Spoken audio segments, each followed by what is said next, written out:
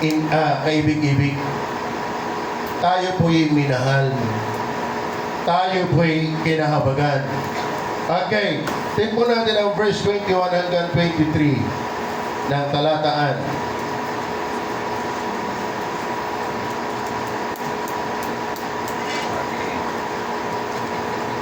Ganito po ang sabi, 31 hanggang 33. At siya'y nagpasimula magturo sa kanila ng anak ng tao ay kinakailangang magbata. Na marinig ang mga bagay, okay. Anak ng tao ay kinakailangang magbata na maraming mga bagay. At itakwil ng matatanda at ng mga pangulong saserdote at ng mga iskriba at patayin at pagkaraan ng 3 araw ay muling magbangon. At ayan na sinabi niya ang panalitang ito. At isinama siya ni Pedro at pinasimulang siya ay pagwikaan. Ano sabi ni Pedro? Datapot paglingap niya sa palibot at pagtingin sa kanyang mga lagad ay pinagwikaan si Pedro at sinabi, lumungay ka sa likuran ko, Satanas, sapagkat hindi mo pinag-iisip ang mga bagay na ukol sa Diyos, kundi ang mga bagay na ukol sa mga tao. Alam niyo po, si Pedro ay walang naaawa sa Panginoong Yesus. Dahil ang Panginoong Yesus po ay hindi masamang leader. Ang Panginoong Yesus ay napakabuting leader. Pero bakit Panginoong Yesus ikaw ay maghihirap? Bakit ikaw ay mamamatay? Pero sa totoo na, sa halip na Panginoon Yesus ay matuwa kay Pedro, namura pa siya. Ay. Alam, minsan ay kaganda-ganda na kayong sinasabi, magiging napagsabihan pa. Parang si Usa, akmang tutulong doon sa kabang tutumba, tumulong na ipinatay pa. Kaya hindi talaga lahat na mabuting gawa ay tinatanggap ng Diyos. Kasi hindi natin pwede tayong maging mabuti sa Diyos. Sa pagkakataong ito, bakit ba itong si Pedro ay siya pa ang napagsabihan? Siguro sabi ni Pedro, uli-uli ako hindi naibig. Ano? Ako na nga ang nagko-concern niya kung paano mura. Ang puntos ko mga kapatid dito, bakit pinagwikaan ng Panginoong Sus si Pedro na lumagay kay Satanas sa likuran ko? Bakit mga kapatid? Ang kanyang awa, ang kanyang habag sa atin ay strong. Ang gusto niyang iligtas tayo ay strong desire. Hindi ito pwedeng basta hadlangan lamang na kahit pa tama ang iyong pananaw. Hindi ito pwedeng hadlangan ng kahit pa yung iniisip ni Satanas. Talagang naparito ang anak ng tao upang hanapin at iligtas. Walang makakapigil niyan. Amen. Amen. Ano? Kaya magpasalamat tayo mga minamahal. Ang ating Panginoong Hesus, kahit ultimong makalagad, kahit ultimong mga diablo, ang daming hadlang para siya ay hindi matuloy doon sa krus ng Kalbaryo. Bata pa nga lang siya, gusto na siyang patayin. Dahil pananganak pa lang siya sa Sabat, pinapapatay na siya ni Herodes nung bata pa. Ang dami hadlang at ang pagiging hadlang sa kanyang plano, sa kanyang pagmamahal sa atin, ay hindi napagtagumpayan. Bakit? Strong ang desire ng Panginoon. Amen. Amen. In return mga kapatid, kung minahal ka ng Diyos, kung ikaw ay maglilingkod din sa Kanya, sana'y tayo ay hindi batilaw. Nahindihan niyo ba yan? Si Kristo, dito pa lang sa tikada ng pangusap niya, siya ay kinatawan ni Pedro sa Satanas na para bagang nagmamalasakit, pero sa totoo na ay hindi naman ganon. Pero salamat ang Panginoong Hesus ng ang kanyang pag-ibig sa atin ay matibay. Amen. Malakas. Amen. Kaya dapat ang pag-ibig natin sa Diyos malakas din. Amen. Amen? Amen po. Hindi pag nakakita ng poging na magkakampi na wala na. So, nakakita ng poging campers na wala na ang pag-ibig kay Jesus. Nalimutan niya yung si lalaki din. Yung pa, malupit dun eh. Alam mo? Right. Ah, Amen. Amen. alaay ko yan. Hindi na yung pag-ibig. Huwag mo kakalimutan. Ha? Kakaintindihan mo ba tayo? Oo.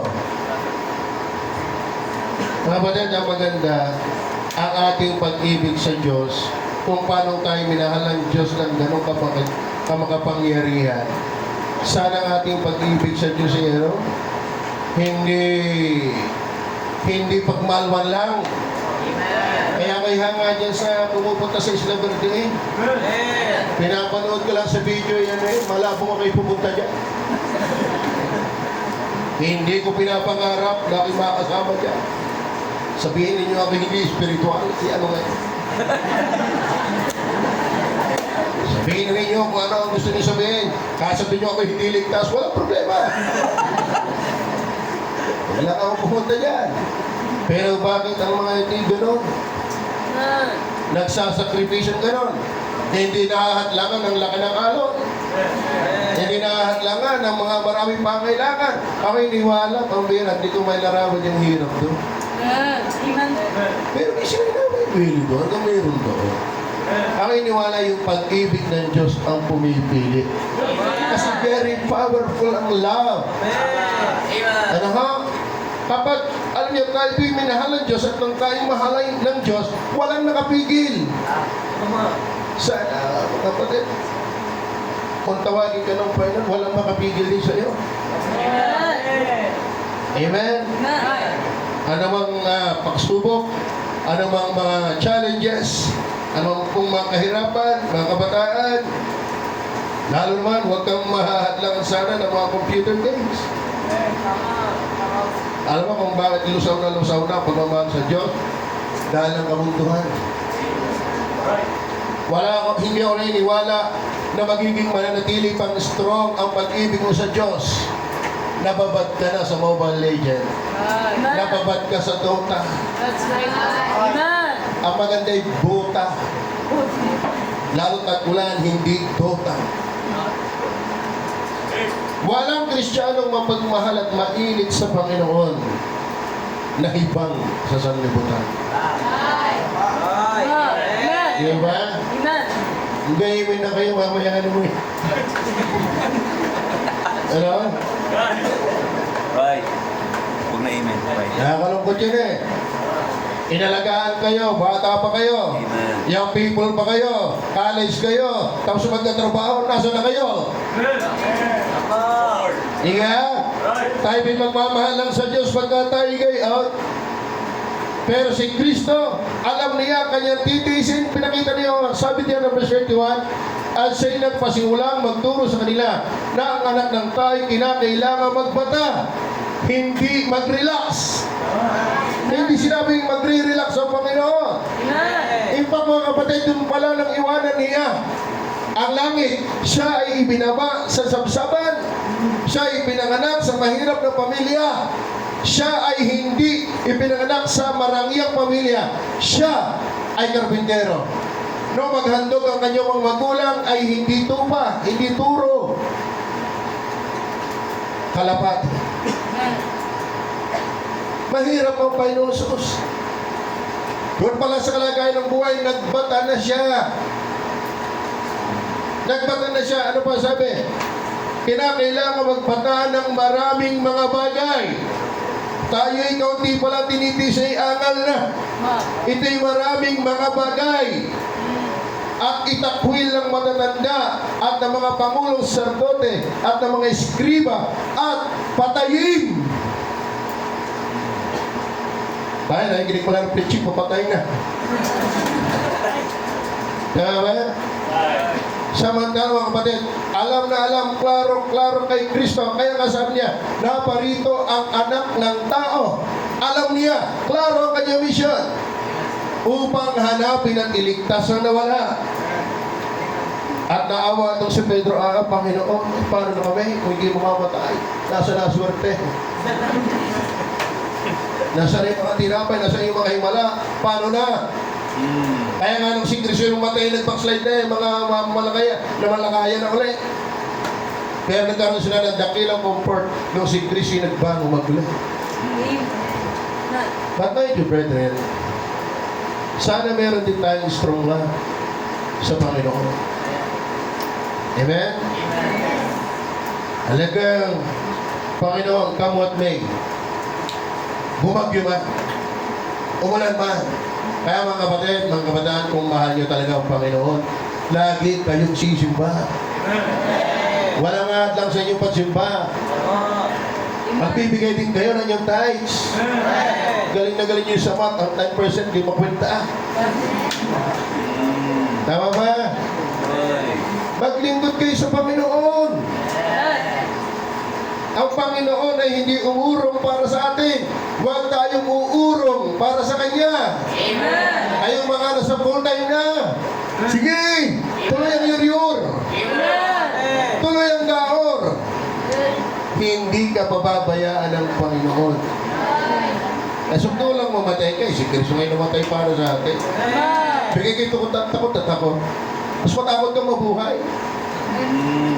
Sa kasalanan, yung mamatay para kay Kristo, hindi nakakatakot. Ang matakot ka, yung nabubuhay ka, pero ang layo mo naman kay Kristo. Amen. For without Him, we can do nothing. Ano sabi? Sabi po, number 2 na tayo. At ako'y gutom na. Okay, ano sabi ng Bible? Verse 34, 35. At pinalapit niya sa kanya karamihan, pati ng kanyang mga lagad.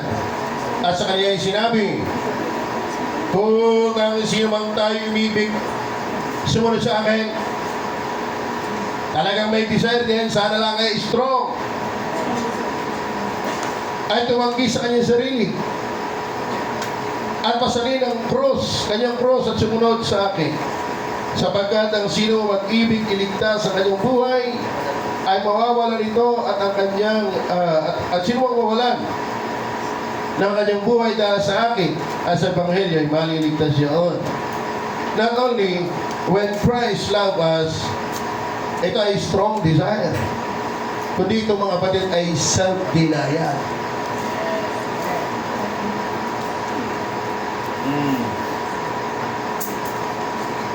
Ano, bakit sinabi ng Panginoon, ang sino mang gustong sumunod sa akin, ay tumanggi sa kanya sarili? Wala hong nakakasunod na mahal at yakap at sinasamba ang sarili. Si Kristo isinacrifice ko. Even He Himself denied Himself. Iniwan niya ang trono na kung saan ay yun ang comfort zone. Yun ang pinakamasarap. Tayo naman, wala namang iiwanan. So, masama naman. Ay pa maglingkod din ang gumanda-ganda. Iyan. Pero yan, ito kung iyong pinahihinayangan sa buhay, di mo kayang iwanan. Kaya ganun may uubra sa iniwanan ni Kristo. Iyan. Sige nga. Sino ang, yung makaupo man ng trono? Sino dito ang nakaupo man lang ng trono?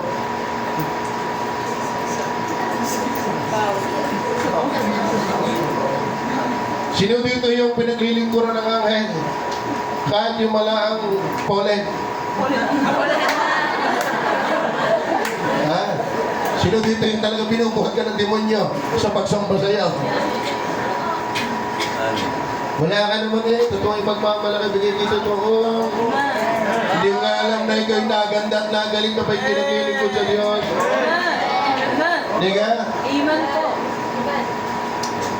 Gusto yung mga kabataan, kumandaan yung buhay? Amen.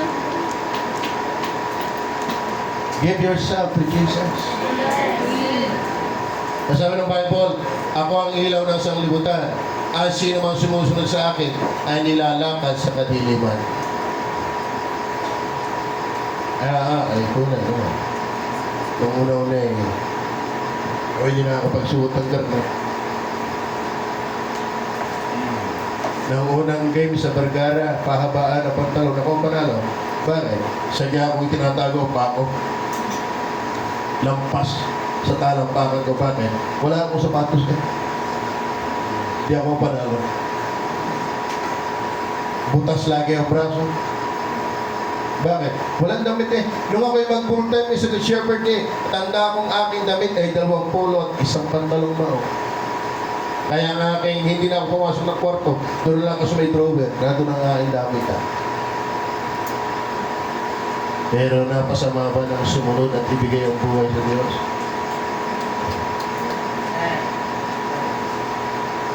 Lumakad ka sa ilaw, paano ka sasama nun? Tapos walang kasing rilag ang Panginoong Jesus, paano ka sasama nun? Kaya nga sabi ng Panginoon, ang sumusunod sa akin sa kanyang ikabubuti, hindi sa kanyang isasama. Kaya mga kapatid, ang sabi diyan, ang sino mang gustong sumunod sa akin, mga kapatid, ay tumanggi sa kanyang sarili, self-denial, not only a strong desire, but also self-denial. Tumatanggi sa kanyang sarili. Mga minamahal, kahit pa ito ay pwedeng mag-iwan ng iyong personal comforts, social enjoyments, earthly ties, grand ambitions, material riches, and even life itself. Dapat makikita natin mas mataas ang Panginoon kaysa lahat ng mga bagay na meron sa lupa. Ang Diyos naman po ay hindi killjoy. Ang Panginoon ay marunong mag-reward doon sa mga handang tanggihan ng sarili alang-alang sa Kanya. Tignan niyo po sabi ng talata doon sa verse chapter 8 verse nasaan nyo? 35. Sapagkat ang sino mang mag-ibig iligtas ang kanyang buhay ay mawawalan nito. At ang sino mang mawala ng kanyang buhay dahil sa akin at sa Ebanghelyo ay maliligtas yun. Iba ang paradox ng Panginoon. Mawalan ka, magkakaroon ka. Malugi ka, tutubo ka. Mamatay ka, mabubuhay ka. Kaya mga kapatid, mga minamahal, ano ang kaya mong iwanan para kay Kristo? Si Kristo iniwan ang lahat. Amen? Iniwan ang lahat. Maligtas lang tayo. Iniwan ang trono, iniwan ang kaluwalhatian. Naging issue pa yan sa Muslim, naging issue pa yan sa saksi, naging issue pa yan sa Iglesia ni Cristo. Paano magiging Diyos si Cristo ay siya kayong tao? Kaya nga sa Diyos ng katawang tao, hindi nila maintindihan ang payang na katotohanan na talagang merong Diyos at the same time ay tao. Pero maging yun ay napalagay sa alanganin, pero kaya niyang tanggihan yun. Dahil lang sa pag-ibig sa atin. Kaya mo bang iwanan na pagiging atin mo sa computer alang-alang kay Kristo? Doon, wala na kayo. Tama ba? Oo. Kaya hindi makapagbasa ng Bible ay dahil na yan. That's right. Hindi ako iniwalang prayerful ka. Dahil ko ibabad dyan. That's right. Opo, mga kapatid, huwag niyo sayangin ang inyong buhay. Dahil dyan, ang iyong gamitin ng iyong buhay kay Kristo hindi sayang. Ang mawala ng buhay para kay Kristo, makikita yun. Pero yung mawala ng buhay, pero yung sabi talata, sapagkat ang sino mag-ibig iligtas ang kanyang buhay ay mawawala nito. At ang sino mang mawala ng kanyang buhay dahil sa akin at sa Ebanghelyo ay maliligtas yun. So alang-alang sana kay Kristo sa Ebanghelyo. Sana marami pang tawagin dito, Joseph. Sa amin, nakakatawa, meron kaming bagong 8 full-time workers. Amen. Sana madagdagan pa yon. Amen. Sana madagdagan pa yon. Amen. Kami ngayon sa simbahan ay 11. Opo. At sabi ko, pag tayo kinapos ng pera, ay di tayo lugang. Lugang. Hindi naman tayo sumunod para yumaman yung marangya. Tayo sumunod para kay Kristo at para sa Ebanghelyo. Kaya nga, ang workers para hindi masyadong magutom, lagi mag-Bible study. Mag-visitation. Lalo pagtanghali. Yan ay diskartihan lang yan. Oo, kung gusto mong huwag magutom, mga manggagawa, pumunta ka ng miyembro ng tanghalian. Kahit ligtas na, sira mo rin ba?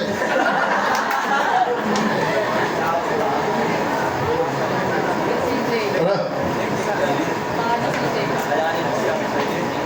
Nakakatuwa, si Brother Angel, yan po ay, yan po yan, cum laude po yan.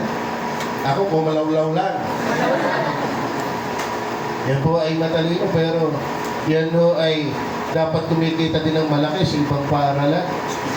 Pero nagtsatsaga sa 500,000 laan. Ano?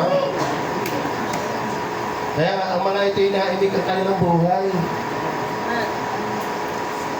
Marami ang nakitang mga manggagawa na kumikita ng malaki sa secular, pero iniwan dahil ang panawagan ng Panginoon. Self-denial. Amen. Nakitang talagay si Kristo yung mahalaga. Si Kristo, bakit tayo na may pinagpahalagaan langit? Hindi naman talaga tayo mahalaga. That's my point of view. Amen. Iba yung pinahalagahan kaysa talagang mahalaga. Bakit? Ay sabi parang tayong iba na walang laman. Tayo parang basahang marumi. Tayo ay nagnanaknak na sugat na walang kagalingan. Biak, hiwa, mabaho, masangsang. Tayo anak ng Diablo. Tayo hindi lang nasa kadiliman, tayo mismo ang kadiliman. We are unlovable, but rather abominable. Kalahin niyo, pinag-aksihan, hindi mo pag-aksaya yun. Amen. Ganun niya nihandog ang kanyang buhay, tinanggihan ng lahat, maligtas lang tayo. Tapos tayo iniligtas arting-arting. Kaano? Hindi dapat tayo marte. Bakit? Yung pwede maging Korean. Kulay pa lang ngayon, layo na. More. Hindi. Ang Kristiyano hindi marte. Alam ko si Kristo? Ako iniwala si Kristo yung napakagwapo. Bakit? Ang first Adam ay gwapo tiyak yun. Ay siya ang second Adam. At wala siyang dungis, wala siyang kapintasan, kaya nga siya yung kordero ng Diyos na gaalis ang kasalanan. Bakit? Walang kapintasan si Kristo. Amen. Pero sabi na Isaiah 53 verse 1, nung dalhin niya ang iyo at aking mga kasalanan, walang anyong mananasa sa Kanya. Ibig sabihin, ang pangit nga pala natin sa paningin ng Diyos. Nung dalhin niya ang iyo at aking makasalanan, ang sabi ng 53 verse 1 ng Isaiah, walang anyong mananasa sa Kanya. Ibig sabihin, yung dinalang kasalanan niya sa iyo, kung hindi niya dinala, ikaw yung walang anyo na mananasa. Kaya iniligtas ka na, ay huwag ka nang masyadong pakirot. Amen? Umubos ka na ng maraming chichunso, yan pa rin ikaw. Umubos ka na ng maraming klase na pabango, yan ka pa rin. Ang pinakamaganda ay naglilingkod ka kay Kristo. Ayaw ba mga young people? Gusto niyo ba kayo pumogi? Maging spiritual kayo. Mahalin niyo si Kristo. Bakit? Ano ba? Ang matutuwa sa inyo, mga magulang, gusto ko yung batang yan. Sana yan ang aking maging manugang. Oh. Ay puro ka Japons. mahal mo naman sa bahay. Ang gusto mo lang magbukas ng rep. Diba? Ang gusto mo lang pahila-hilata. Tapos kunwari ang sipag-sipag sa simbahan, hindi totoo yan. Pagtapat ka sa bahay, dala mo yan simbahan. Dahil ang ugali natin sa bahay, dala ka simbahan yan. Kaya ang maayos sa kabataan, sa tahanan, maganda yan sa simbahan. Kaya mga kapatid, mga minamahal, maging aktibo kayo sa Panginoon. Iwanan ninyo yun. Yung mga pangit, iwanan na. Tama ba? Basta pangit ako, hindi iwanan mo na. Puso kayo na suicide eh. Atay. Ilan na yung nangyayari sa amin eh. At maganda pa rin, mura lubid ngayon. Love the Lord. Masarap mahalin ang Panginoon. Alam mo kapatid, tinanggihan nga ni Kristo lahat, tanggihan mo rin. Iwanan mo na yan dapat iwanan. Okay, ilan ang oras? Acts chapter 2, 20, verse 24. Tignan niyo po si Pablo. Acts 20, verse 24. Alang-alang sa Ebanghelyo. Para naman kayo mga people, naninigarin niyo po ha. Pastor, you know, medyo improvise. Vaping. Huwag kayo mag-vaping. Or. Yan po'y hindi din sa Kristiyano. Basta usok pangkapriyan. Pag gusto nyo kayo magbukang kapre, hindi kayo umusok. Ano sabi diyan, 20 verse 24? Ang sabi diyan, datapwat hindi ko minamahal ang aking buhay. Nawari sa akin ang mahalaga. Maganap ko lamang ang aking katungkulan at ang ministeryong tinanggap ko sa Panginoong Hesus na magpatotoo ng Ebanghelyo ng biyaya ng Diyos. Mga kapatid, matindi din ang itinapon ni Pablo. Siya'y abogado, siya'y pariseyo, siya'y brilliant, pero inari niyang kalugihan at sukal lamang ang mga bagay na kung saan ay pwede niya ipagmalaki alang-alang kay Kristo. Kung tayo nga ay pinag-alayan ng di kawasang handog ng buhay ni Kristo, tayo naman hindi karapat-dapat, ay mas karapat-dapat siya sa pag-alayan dahil siya ay ating tagapagligtas. Okay, number 3. Apat lang naman po ito eh. Verse 34. Balik tayo sa verse 34. Una, strong desire. Sana ang ating pag-ibig sa Diyos ay matindi rin. May matindi pa ho ba ang ating pag-ibig sa Diyos? Nahalata ho yan sa pagsimba. Nahalata ho yan sa pag-aakay ng kaluluwa. Nahalata ho yan sa pagsisikap sa kabanalan. Kung mahal mo ang Diyos, magsikap ka sa kabanalan. Walang perfectong Kristiyano, pero hindi lisensya yon para hindi tayo magsikap. Ano po? Ano po sabi ng Bible? Strong desire, self-denial, then serious dedication. Tingnan po sabi ng verse 34. At pinalapit niya sa kanyang ang karamihan, pati ng kanyang mga alagad. At sa kanya sinabi, kung ang sino bang tayo ibig sumunod sa akin, kayo ba gusto niya sumunod sa Panginoon? Sana seryoso. Seryoso. Meron isang, sabi, Panginoon, gusto namin maglingkod sa iyo. Sabi niya, ang sura ay may bahay na katutulugan, pero ang anak ng tao ay wala man lamang. Ano anak kanyang una? Ano ba, mapagyan niyo? Nasura na. Hindi na sumunod. Hindi seryoso. Hindi seryoso. Ang sabi ng Panginoon, ang sino mang humawak ng araro, huwag nang palingon-lingon sa likuran. Sapagat ang sino mang humahawak ng araro at palingon-lingon sa likuran ay hindi karapat-dapat sa aking kaharian.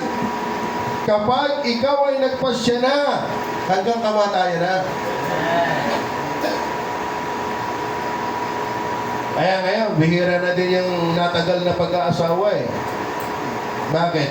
Lusaw na, matinding commitment ngayon. Ningas-gugon ang marami.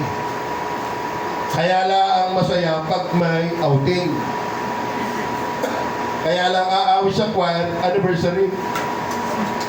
Pero pag wala na uli yun, goodbye, palo-palo. Ang maganda sana, dire-diretso. Ang saya ng mga pastor sa mga kabataan, talaga magpapatuloy. Amen? Ako tuwa-tuwa sa aming mga kabataan eh. Amen. Oo, masisipag yung mga yan. Amen. Bakit ko masasabi? Ako'y nandun eh.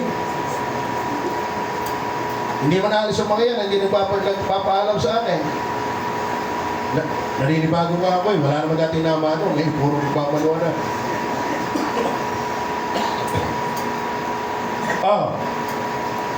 Nasunod ako. Psalm 9, 8-34-35. Handang pasanig ang krus. Taking up his cross not only implies of bold profession of Christ crucified, but also a cheerful submitting to all the sufferings and persecutions to which he might be exposed, and even to death. Alam niyo po, ang ibig sabihin ng pasanin ng cross ay ikaw ay talagang matapang ipangaral na si Kristo ay namatay doon sa krus ng Kalbaryo. Pero hindi lang yan. Handa mong harapin ang mga pagsubok, mga hadlang, dahil marami talagang hadlang. Amen? Yeah. Masarap ang simula eh. Okay, matagal-tagal na din naman sa Taisa.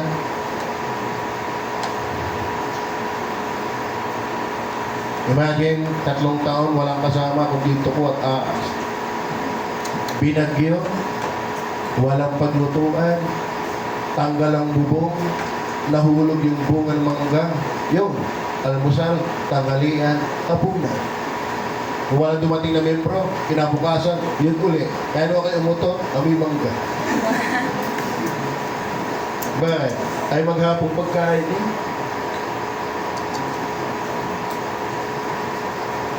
Ang inyong preacher yan, ang hirap lang tayo. Nadagdagan pa ngayon ang likod. Nagagaling ko lang sa trangkaso pero hindi ako makahindi dito. Kahapon ay preacher din ako sa Prayer Fasting. Pero ako'y talagang mainit pa ang katawan. Pero hindi mo tayo susunod lang pagmahalwan. Tayo susunod dahil tayo ay handang pumasan ng hirap, wag lang sa Isla Verde. Ano? Tatanggapin ko na ang hirap, wag lang papunta ng Isla Verde. Siguro pag may Isla Azul na, pupunta na ako doon. Matthew chapter 10, tignan niyo po. Matthew chapter 10, verse 34 hanggang 37. Biro lang naman, no? Baka, alam niyo po yung Taisan, yan eh, kung masabi kong ayaw na ayaw ko dyan, doon ako napapunta. Kaya gusto ko dyan sa ano eh, sa Isla Verde. Ito ko makarating dyan. Kailan kaya ka makarating dyan? Nahalala ko nga pala, no? Yung nilaiwan ko, doon ako nakarating. Sana ako'y makarating na diyan. Huwag niyong isipin ako'y naparito upang magdala ng kapayapaan sa lupa. Hindi ako naparito upang magdala ng kapayapaan, kundi taba. Sapagkat ako'y naparito upang pag-alitin ang lalaki laban sa kanyang ama, at ang anak na babae laban sa kanyang ina, at ang manugang na babae laban sa kanyang biyanang babae, at ang magiging kaaway ng tao ay ang kanyang inuwi, kanyang sariling kasambahay, mga kapatid. Ako ay may membro, tayo may memorya. Ilang tayo nga ikaw, Sister Lorelei. Alam niyo po, pinatibay na po yan ang pagsubok ng pag-uusip. Sige, tayo na yun. Upo na yun, baka mamihasa. Ano? Yan iba sa paalam. Tinataklo ba na lang ang kanyang kahinga sa sasakit ng mga sinasabi. Pero hindi naliban niya. Buhat noon hanggang ngayon. ng maligtas. Lumago na sa pagsubok. Yan hindi alam. Nako, sabi niya, handa mo lang yung ano. Wala. Eh lalo ngayon, 5 araw. Sabi niya, bigay isang punta na punta diyan. Wala na mamang mangyayari sa iyo. Bigyan nagtatrabaho, di may pira pa. Ano ba, kapatid, ang problema natin minsan, kasambahay na hindi nakakakilala sa Panginoon. Pero kaya mo sana yung pasarin alang-alang kay Kristo. Kapag ikaw ay seryoso, si Kristo ay seryoso. Seryoso siya. Kaya dapat tayo seryoso din sa Panginoon. Ang ating paglilingkod sa Panginoon. Tama mo ba, mga kapatid? Denial sa baba. Then, number 4 na. Number 4 na. Para hindi na ako mas matali ng likod ko eh. Yun po nga ang problema ngayon, mga kapatid. Ang aking likod ay hindi na natagal. Anong garnin? Sa verse 26, 36, ano sabi ng verse 36? Pakibasa nyo nga. Verse 36.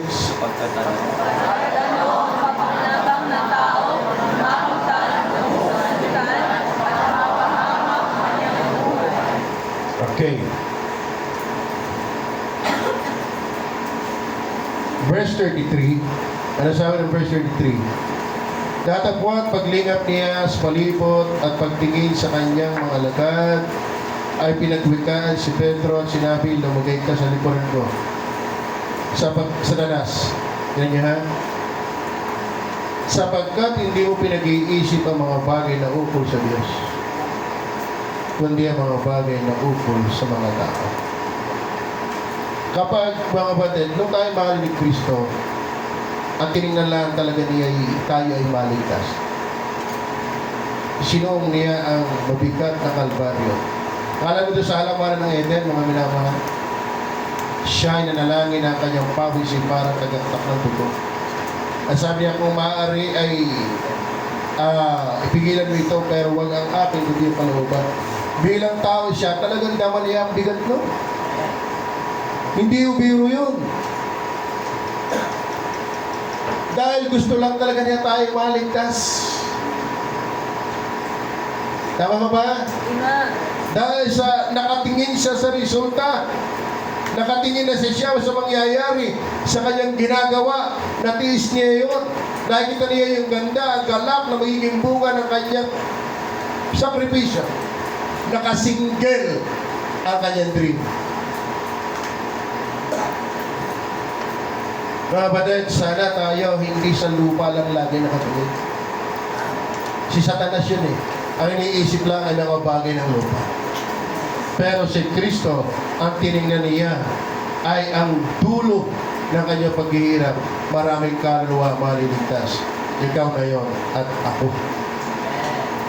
Tama ba? Kaya mga minamahal, number 4, the last, ay magkaroon po tayo katulad in return ng single dream. Yeah, single dream. Sino Bisaya man dito ay nahawaman ako. Tanya po, dito na magtatapos, 2 Corinthians chapter 4, verse 18. Hindi naman nga rin nagkakalaglaga. 2 Corinthians chapter 4, verse 18. Yan niyo po ang hamon, ang buhay ni Pablo, kung bakit siya po ay naging ganun din ang buhay katulad ng sa Panginoon. Samantalang kami ay nagsisitingin hindi sa mga bagay na nakikita, kundi sa mga bagay na hindi nakikita. Sapagkat ang mga bagay na nakikita ay may katapusan. Datapwat ang mga bagay na hindi nakikita ay walang hanggan. Kaya mga kapatid, mga minamahal, looking unto Jesus. Amen. Amen. Sana tayo ay single dream. Meron lang tayong gustong hinahangad, pinapangarap. Ang Panginoong Jesus ay ating walwalhati sa ating buhay. Amen ba? Amen. Workers sa dagatan, pangarap ko sa inyo, kayo ay gamitin ng Panginoon ng malawig na paggamit. Amen. At marami pa kayong ma-influensya ang mga kabataan na maglilingkod sa Diyos. At lahat na nandito. Paano mangyayari? Dapat strong ang desire natin. Hindi tayo, pag nakakita ng pogi at maganda, ay nawala na. Masama niyo, hindi ka maggusto. Tama ba? Self-denial. Huwag nating mali ng ating sarili, lalo lang mawawala. Amen. And then, asa na yung patatlo? Serious dedication.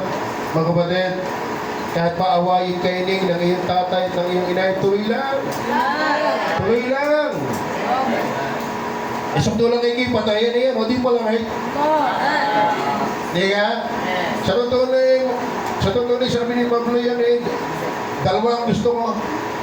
Gusto ko na kay Kristo at kung gusto mo mamalagi sa lupa, ay alang-alang sa inyo. For me to live is Christ and to die is gain. Kaya kung kayo lumatay man, sa haba ng preaching, ay biyayo. Pero salamat. Si Kristo ay hindi maraming agaw ang tingin. Nakafocus siya sa kanyang vision. Kaya kung gusto nyo may mangyari sa inyong buhay, mga minamahal, dapat tayo nakatingin sa mga bagay na nasa itaas. Sa mga bagay na hindi lumilipas. Tapi manalangin.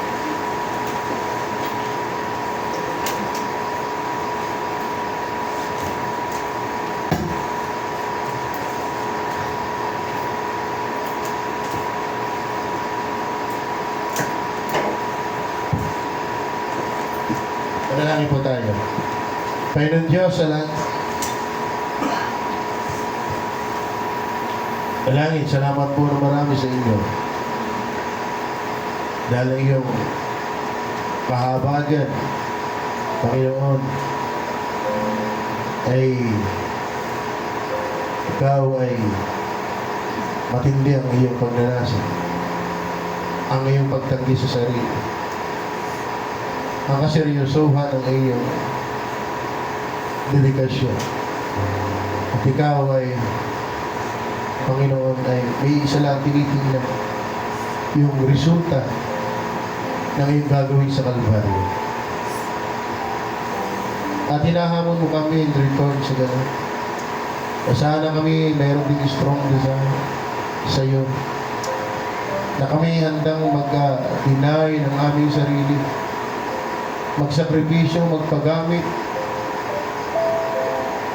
At kami, Panginoon, ay seryoso. At kami, doon lang nakatoon. Pagpalaan niyo po ang bawat isa sa pangalan ng Panginoong Jesus. Amen. In our invitation, may you call on all the workers, yung kabataan, workers of God is able. Amen. You already surrendered your life unto the Lord. Please come here. These are the workers.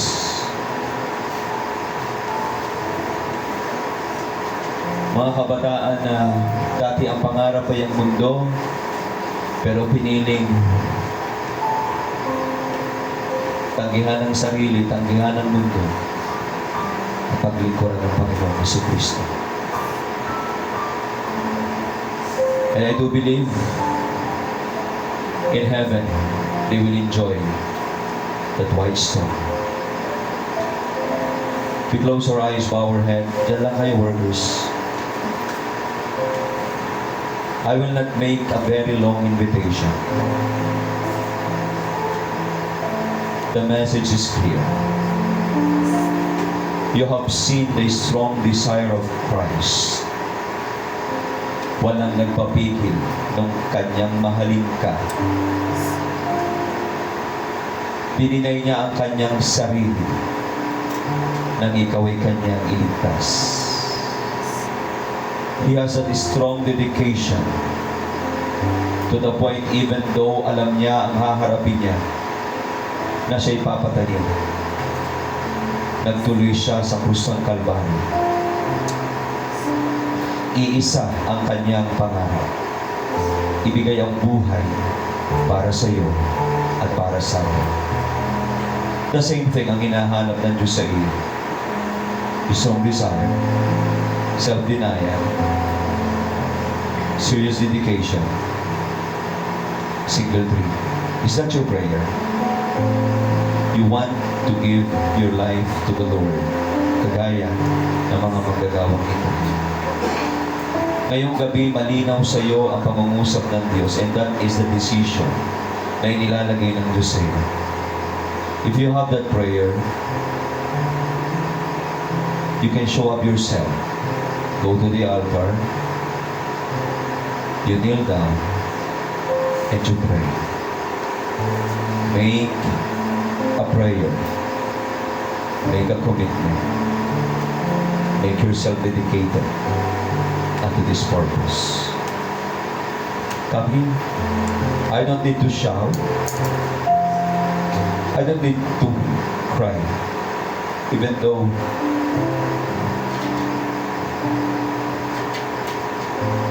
nahipo ka ng pag-ibig ni Kristo. Ngayong gabing ito, sobrang linaw ng pag-ibig ni Jesus sa buhay mo. At sinasabi mo, nais din kitang ibigin, Panginoon, ng kaparehong pagmamahal, even though hindi ko kayang kapatan. Now my life is for you. No turning back. I'll give my life unto you, O Lord. It's your prayer. Come. Show up yourself unto the Lord.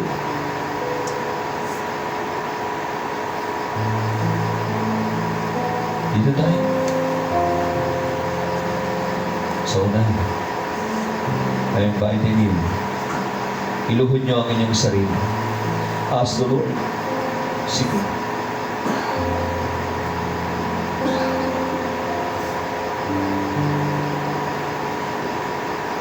Dakilang Diyos, thank you so much. What we need is that clear understanding of your love toward us. Sapagkat ang pag-ibig mo ang pumipili sa amin. Tulungan niyo kami, aming Panginoon, na amin pong mapaglingkuran ka sa kaparehong passion. Besides sa mga nagsuko ng buhay o nagbigay ng kanilang buhay sa Panginoon, ngayong gabing ito mayroong kasalanan na kailangang bitawan. Alam mong may kasalanan kang inaalagaan, pinaplano, at nararamdaman mo ang pagbitaw ng puso, and you want to ask the Lord for help. Sige. Show yourself. Tapusin mo na ang relasyon mo sa kasalanan at matuwid ka, mabuhay ka ng matuwid. You have that courage na sabihin, Panginoon, I want to live holy. Gusto ko pong mabuhay ng banal. If you have such kind of prayer, you kneel down. You kneel down. Handa mo na isuka at talikuran ng kasalanan. Nararamdaman mo ang kahihiyan sa Panginoong Jesucristo. Lord, I want to glorify your name. I want to glorify you. Iiwanan ko ito.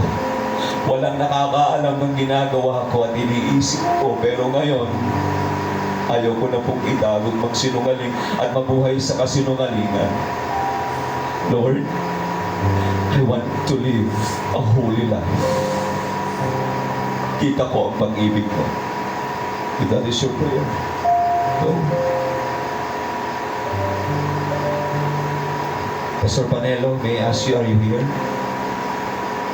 Are you here, Sir Joseph? Could you please make a dedicatory prayer for all of our young people?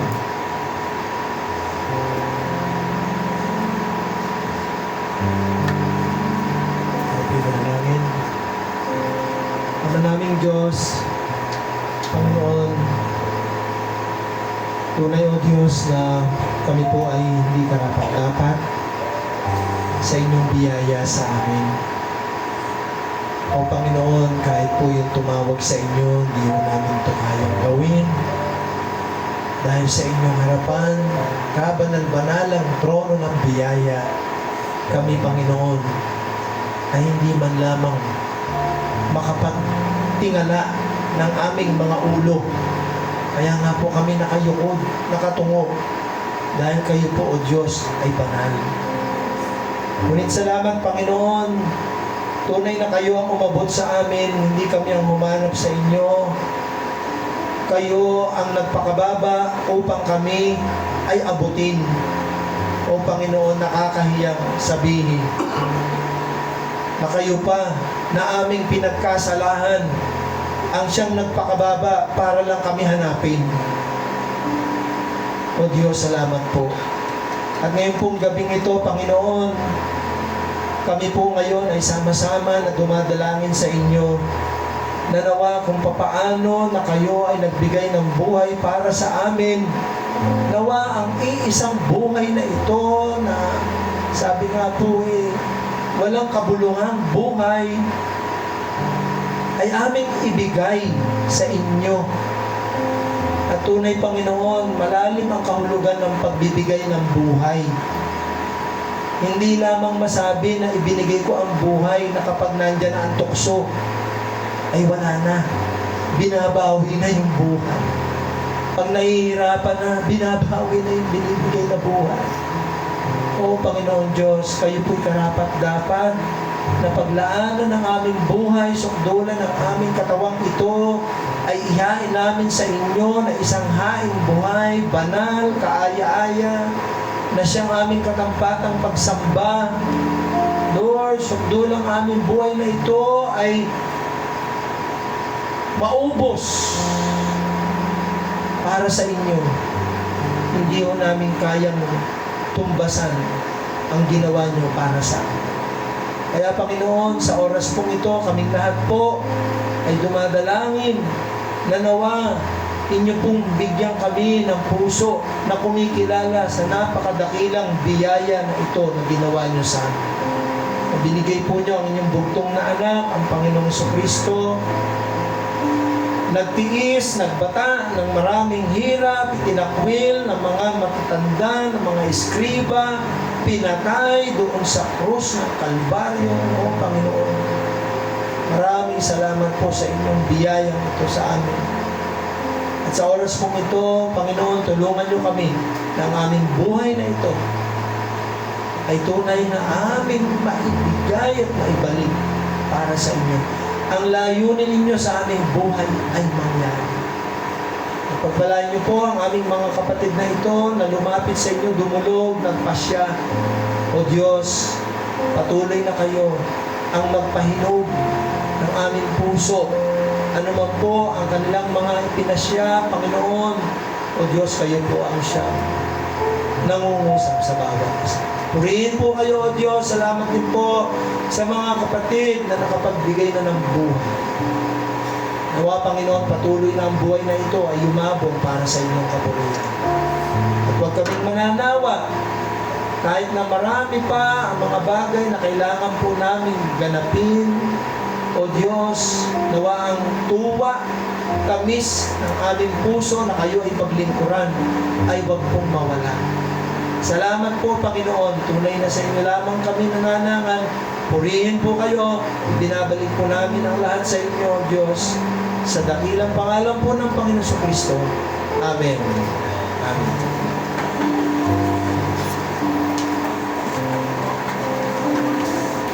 Sister Chea, are you here? Sister Chea?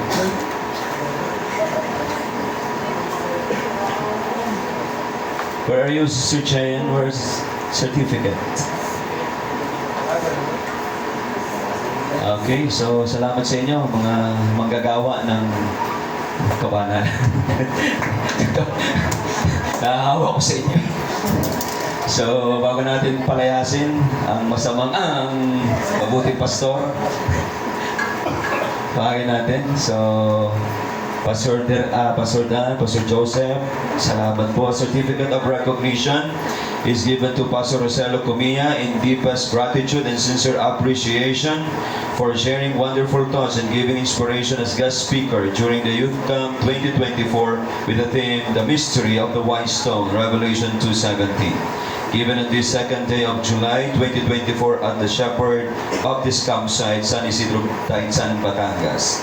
Signed by Reverend Cesar E. Hernandez and signed by Dr. Daniel Mark Ferrell, Stellar Skills for Christ. Thank you very much, Pastor.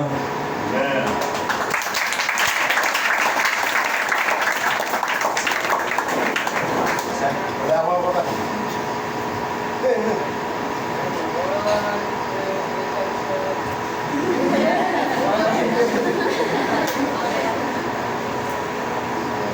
Okay, thank you very much. Who is the carrier of the Ark of the Covenant? Don't touch. Okay, I think I'll give this to Dr. Ferrell for the next. You know, I have snakes. Walang snakes. Okay. So water break for 5 minutes and then resume. Okay? 5 minutes. Yes, sir. Okay, 5 minutes water break and then resume tayo for our next activity. Hooya, hooya, let's go, let's go.